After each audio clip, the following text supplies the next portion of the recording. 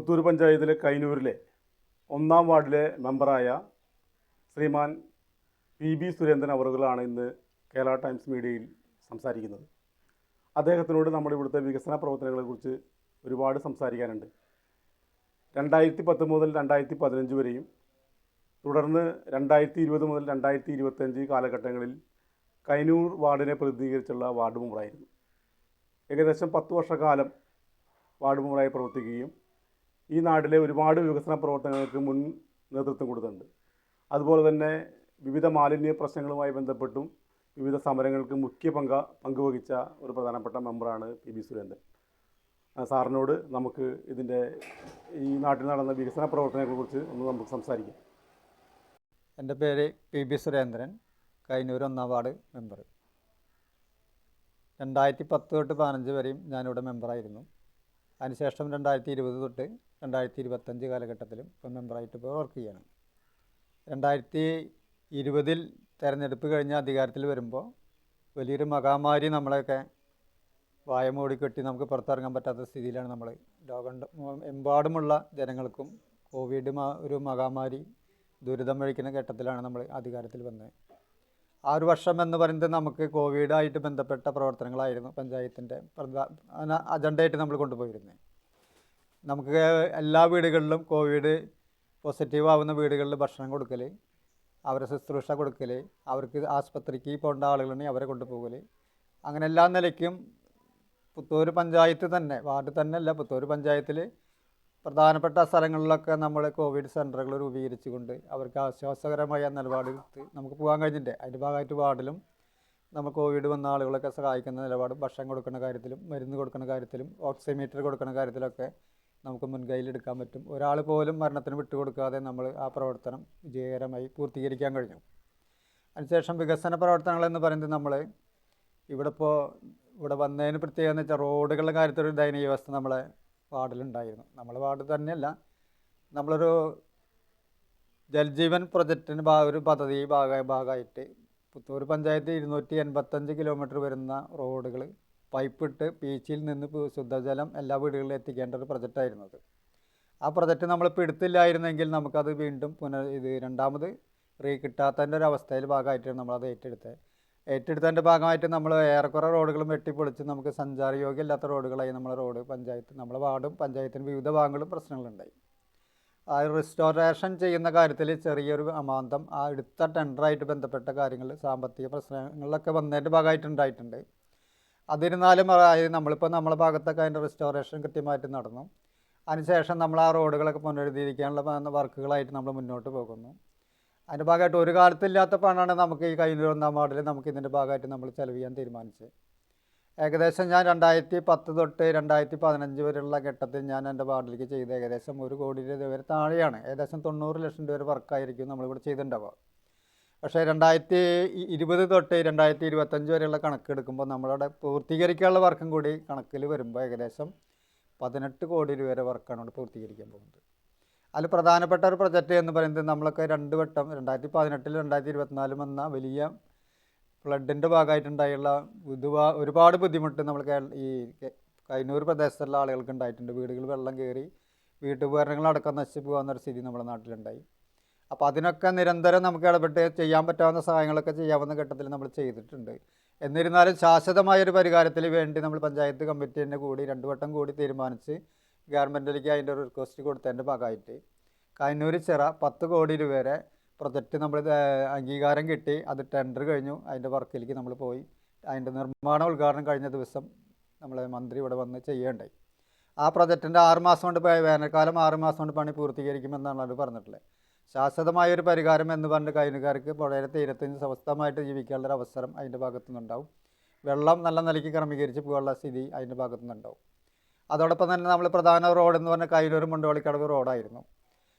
ജില്ലാ പഞ്ചായത്തിൻ്റെ റോഡാണ്. അവർ വർക്ക് ചെയ്ത് പോകുമ്പോഴും അത് കേടുവന്ന് പോകാവുന്നൊരു സ്ഥിതി നമ്മുടെ നാട്ടിലുണ്ടായി.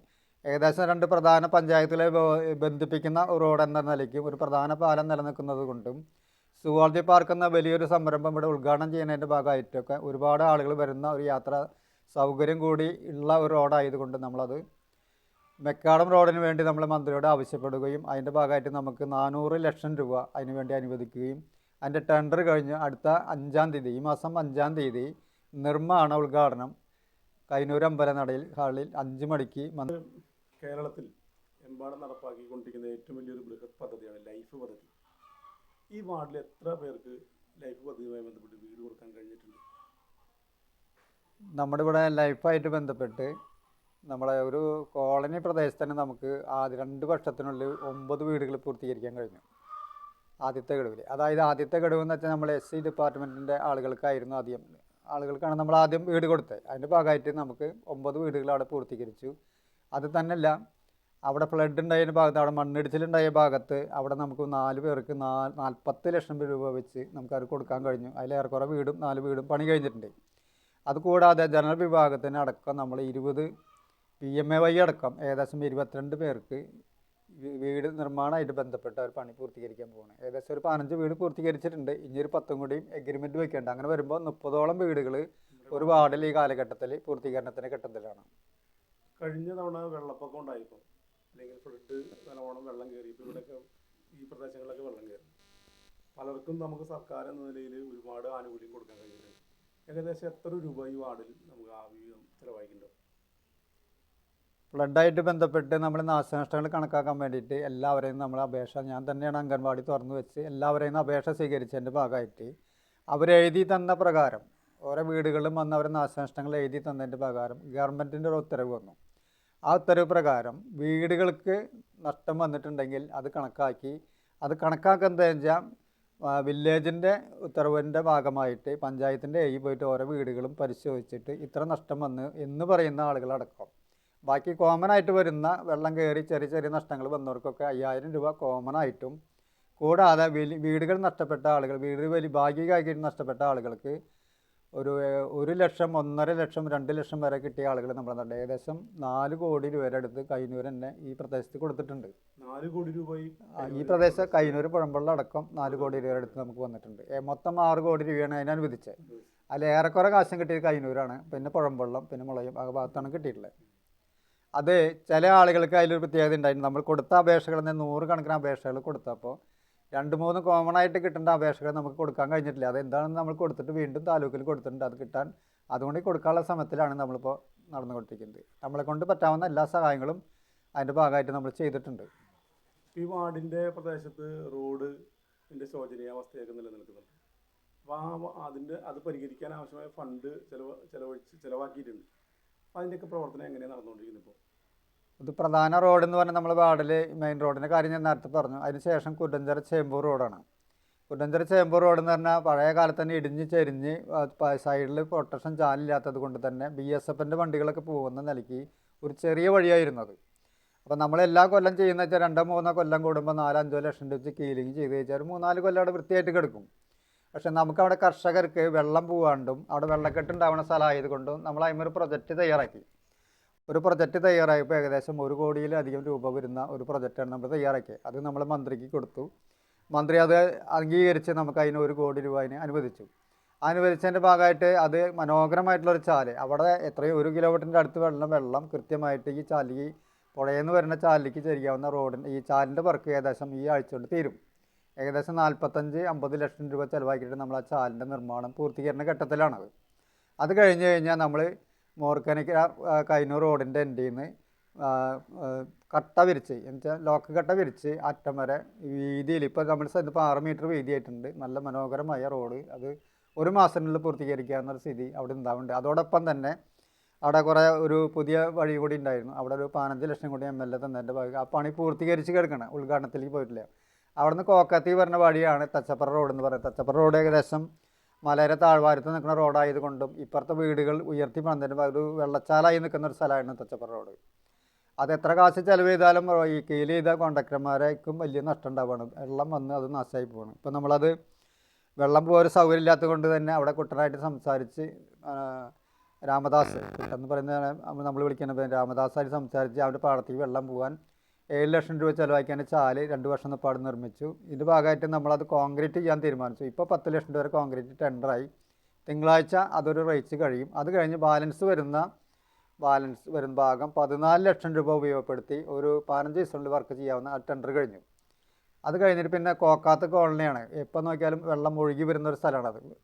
അവിടെ നമ്മൾ നിർമ്മാണ പ്രവർത്തനങ്ങൾ ഒരു 10 വർഷം കൂടി നിൽക്കാൻ വേണ്ടിയിട്ടുള്ള ഒരു വർക്കാണ്. നമ്മൾ 15 ലക്ഷം രൂപയാണ് അവിടെ ഏകദേശം 200-250 മീറ്റർ ദൂരത്തേക്ക് നമ്മൾ കോൺക്രീറ്റിൻ്റെ റോഡ് വർക്ക് ഇപ്പോൾ തിങ്കളാഴ്ച നാളെ സ്റ്റാർട്ട് ചെയ്യും. നാളെ സ്റ്റാർട്ട് ചെയ്ത് തിങ്കളാഴ്ച പൂർത്തീകരിക്കാമെന്നിരിക്കും ചെയ്യാണ്.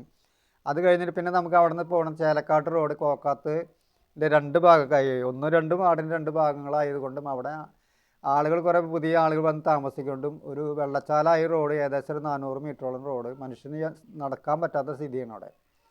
അവിടെ നമ്മൾ ആദ്യം ചെയ്തതെന്ന് വെച്ചാൽ 18 ലക്ഷം രൂപ ചെലവ് ചെയ്തിട്ട് അവിടെ നിന്ന് ഇവിടം വരെ കോളനി സെൻറ്റർ എത്തുന്നവരെ പുതിയൊരു ചാല് നിർമ്മാണം ആദ്യം പൂർത്തീകരിച്ചു. അത് കഴിഞ്ഞിട്ട് 14 ലക്ഷം രൂപ ചെയ്ത് വെള്ളം അധികം കെട്ടി നിൽക്കുന്ന സ്ഥലത്ത് നമ്മൾ റീച്ച് പണി പൂർത്തീകരിച്ചു, കോൺക്രീറ്റ് ചെയ്തു. അതിൻ്റെ കൂട്ടത്തോടെ ഇപ്പോൾ നമ്മൾ 14 ലക്ഷം കൂടി 15 ലക്ഷം കൂടി വെച്ചിട്ട് ബാലൻസ് ഉള്ള ഇത് പണി ഇപ്പോൾ ഇന്ന് അവർ പണി തുടങ്ങിയിട്ട് ഏകദേശം ഒരു 15 ദിവസം കൊണ്ട് ഈ അറ്റം വരെ ഈ ചേലക്കാട് അറ്റം ഏകദേശം ഒരു 10-20 മീറ്റർ ഒഴിവാക്കി ബാക്കിയുള്ള സ്ഥലങ്ങൾ അത് പൂർത്തീകരിച്ച് വരും. അതാണ് ആ വർക്ക്. പിന്നീട് വർക്ക് നടക്കുന്നത് നമ്മളിപ്പോൾ ചെറിയ ചെറിയ വർക്കുകളൊക്കെ ഏതാണ്ട് പൂർത്തീകരിച്ചതിൻ്റെ ഘട്ടത്തിലാണ്. ഇപ്പം ഞാൻ നേരത്തെ പറഞ്ഞ മാതിരി ഈ ജൽജീവനായിട്ട് ബന്ധപ്പെട്ട് കുറേ പ്രശ്നങ്ങളിവിടെ ഉണ്ടായി. ഇതിവിടെ നിന്ന് എല്ലാ വാർഡിലുണ്ടായി, പൊതുവെ എല്ലായിടത്തും പ്രശ്നമുണ്ടായി. പക്ഷേ ഈ വാർഡിൽ നമ്മൾ കാണുന്നതിനെക്കാട്ടും കൂടുതൽ ഒരുപാട് പൈസ നമുക്ക് ചിലവാക്കിയിട്ടുണ്ട്. കാലവർഷം വന്നതിൻ്റെ ഭാഗമായ റോഡ് നിർമ്മാണ പ്രവർത്തനമൊക്കെ ഒരു കാലതാമസം വന്നിട്ടുണ്ട്. അടിയന്തരമായിട്ട് പിന്നെ ഇപ്പോൾ 2 മാസം കൂടിയൊക്കെ ഏകദേശം പഞ്ചായത്ത് ഭരണ സമിതിക്കുള്ളൂ. ഇതിൻ്റെ ഇടയിൽ ഏകദേശം ഇത് പൂർത്തീകരിക്കുമോ? ഏറെ 99% പൂർത്തീകരിക്കുക എന്നുള്ള ഘട്ടത്തിലാണ് കോൺട്രാക്ടർമാർ ഉറപ്പ് തന്നിട്ടുള്ള കാര്യത്തിൽ. അത് നിരന്തരം നമ്മൾ എൻ്റെ തടസ്സങ്ങളും ഇടപെട്ടുകൊണ്ട് തന്നെ അത് പൂർത്തീകരണത്തിനുള്ള എല്ലാ സംഭവം നമ്മൾ നടത്തും. കാരണം അത് പഞ്ചായത്തിൻ്റെയും ഭരണസമിതിയുടെ ഒരു പ്രധാന അജണ്ട വെച്ചിട്ട് നമ്മൾ അതിൽ നീങ്ങുന്നത്. അത് പൂർത്തീകരിക്കും. ഇപ്പോൾ തൊട്ട് നമ്മൾ സുവോളജി പാർക്ക് വരികയാണ്. ഇപ്പോൾ അതിൻ്റെ ഉദ്ഘാടനം ഒക്ടോബർ 28-ാം തീയതി നമ്മളെ കേരളത്തിൻ്റെ മുഖ്യമന്ത്രി പിണറായി വിജയൻ നിർവഹിക്കുക. അപ്പോൾ അതിൻ്റെ ഭാഗമായിട്ട് നമ്മൾ ഈ വാർഡും വഴികളൊക്കെ എല്ലാം വികസിച്ചുകൊണ്ടിരിക്കുക.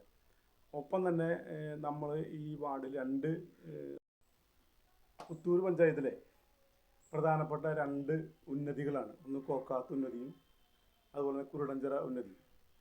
ഈ ഉന്നതികളുടെ സമഗ്ര വികസനത്തിന് വേണ്ടി അല്ലെങ്കിൽ അവരുടെ ഭവന നിർമ്മാണവുമായി ബന്ധപ്പെട്ടുള്ള കാര്യങ്ങൾ എന്തൊക്കെയാണ് അവിടെ ചെയ്തിരിക്കുന്നത്? 1-ാം വാർഡിൽ പ്രധാന 2 ഉന്നതികളിലൊന്ന് കോക്കാത്തും ഒന്ന് കുരുടഞ്ചിറ പ്രദേശമാണ്. കുറേയും കൂടിയും ശ്രദ്ധിക്കേണ്ട ഒരു ഭാഗം എന്ന് വെച്ചാൽ കുറേയും കൂടിയും താഴ്ന്ന ആളുകൾ താമസിക്കുന്നത് കോക്കാത്താണ്. ആ പ്രദേശം തന്നെ നമ്മൾ ടാർഗറ്റ് ചെയ്തുകൊണ്ടാണ് ഞാൻ നേരത്തെ പറഞ്ഞത് ലൈഫിൽ തന്നെ നമുക്ക് 9 വീടുകൾ അവിടെ പൂർത്തീകരിക്കാൻ കഴിഞ്ഞു. അതോടൊപ്പം തന്നെ അവിടെ മണ്ണിടിച്ചിലിൻ്റെ ഭാഗമായിട്ട് അവിടെ നമുക്ക് 4 പേർക്ക് 10 ലക്ഷം രൂപ കൊടുത്ത് അത് പൂർത്തീകരിക്കാൻ കഴിഞ്ഞു. അതോടൊപ്പം തന്നെ അവിടെയുള്ള പൊളിച്ചു മേച്ചലിന് വേണ്ടി നമ്മൾ റിപ്പയറിങ്ങിന് വേണ്ടിയിട്ട് ഒരു 12ഓളം പേർക്ക് നമുക്ക് ഓരോ ലക്ഷം രൂപ ഈ ഉന്നതിയിൽ നമുക്ക് കൊടുക്കാൻ കഴിഞ്ഞു.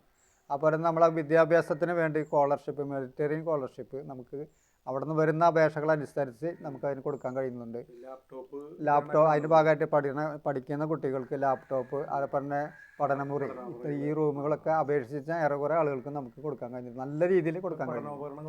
പഠനോപകരണങ്ങൾ കൊടുത്തിട്ടുണ്ട്, ലാപ്ടോപ്പ് കൊടുത്തിട്ടുണ്ട്, ഒരുപാട് സാധനങ്ങൾ കൊടുത്തിട്ടുണ്ട്. മേശയും ഡെസ്കൊക്കെ എല്ലാം പഠനമുറി തന്നെ നമുക്ക് 10-12ഓളം പേർക്ക് കൊടുക്കാൻ കഴിഞ്ഞു. ഒരു കാലത്തില്ലാത്ത രീതിയിലുള്ള പ്രവർത്തനങ്ങൾക്ക് നേതൃത്വം കൊടുക്കുന്നതിനും അത് പ്രാവർത്തികമാക്കുന്നതിനും ഈ കാലഘട്ടത്തിൽ നമുക്ക് കഴിഞ്ഞിട്ടുണ്ട്. കഴിഞ്ഞ 5 വർഷക്കാലമായി വികസനത്തിൻ്റെ വലിയൊരു പൂക്കാലം തന്നെയാണ് ഈ വാർഡിൽ നടപ്പാക്കിയിരിക്കുന്നതെന്നാണ് വാർഡ് മെമ്പർ PB സുരേന്ദ്രൻ നമ്മളോട് പറഞ്ഞത്. ഇനിയും കൂടുതൽ വികസന പ്രവർത്തനങ്ങൾക്ക് മുന്നിട്ടിറങ്ങാൻ കഴിയട്ടെ എന്ന് കേരള ടൈംസ് മീഡിയ ആശംസിക്കുക. ഇത്രയും സമയം, വളരെ വിലപ്പെട്ട ഈ സമയത്തും നമ്മളോടുകൂടി അല്പനിമിഷം സംസാരിക്കാൻ കഴിഞ്ഞ അല്ലെങ്കിൽ സംസാരിക്കുന്നതിന് വേണ്ടി സമയം അനുവദിച്ച കൈനൂർ വാർഡ് മെമ്പർ PB സുരേന്ദ്രനോട് ഈ കേരള ടൈംസ് മീഡിയ പ്രത്യേകം നന്ദി രേഖപ്പെടുത്തി.